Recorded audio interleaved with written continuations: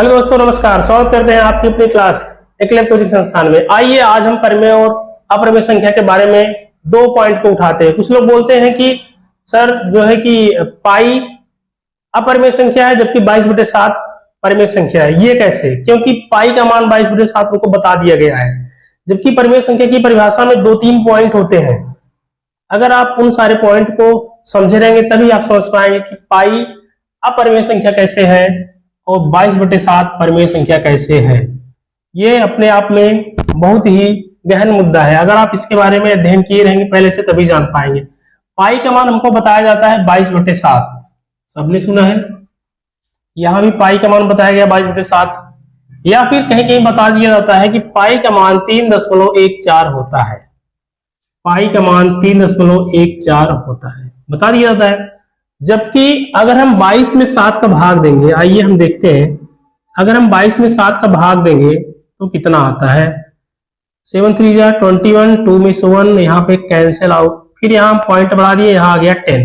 ठीक, 7 का फिर हम जो है टेबल पढ़ेंगे 7, फिर कितना आ गया 3, फिर पॉइंट बढ़ा है, फिर यहाँ पे फिर 28 आ गया, यहाँ पे फिर 2 ना, उसके बाद फिर यहाँ पे कितना आ गया, फिर 0, फिर 2 आ गया,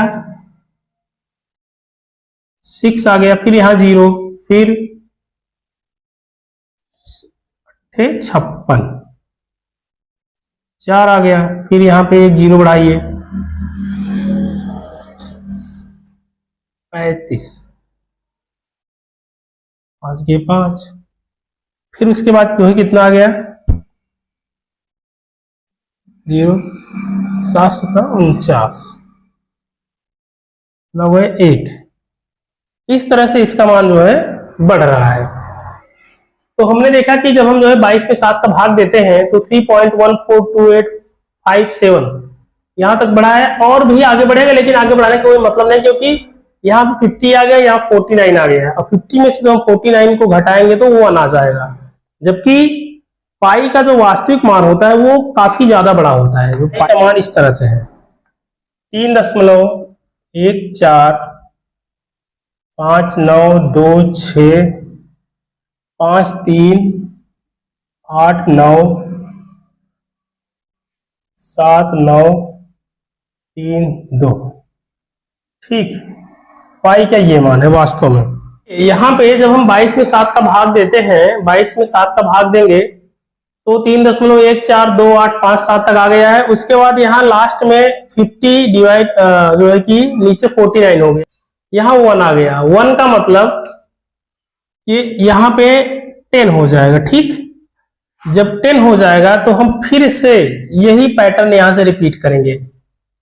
मतलब यहाँ 10 आ गया तो फिर वही, मतलब 7 1 जा कितना 7 आएगा, फिर 3 आएगा। मतलब यहां से क्या होगा 1 4 2 8 5 7 फिर से रिपीट होगा। मतलब यहां से पैटर्न बना रहा है। देखिए, अगर आप ध्यान से देखेंगे तो यहां से ये पैटर्न बनाना शुरू कर देगा 22/7 का मान निकालने के लिए। तो ये अगर पैटर्न बन रहा है, यानी कि P/Q में जो मान आ रहा है वो पैटर्न बना रहा है, सतत हो रहा है, तो इसका मतलब ये परिमेय संख्या हो गया।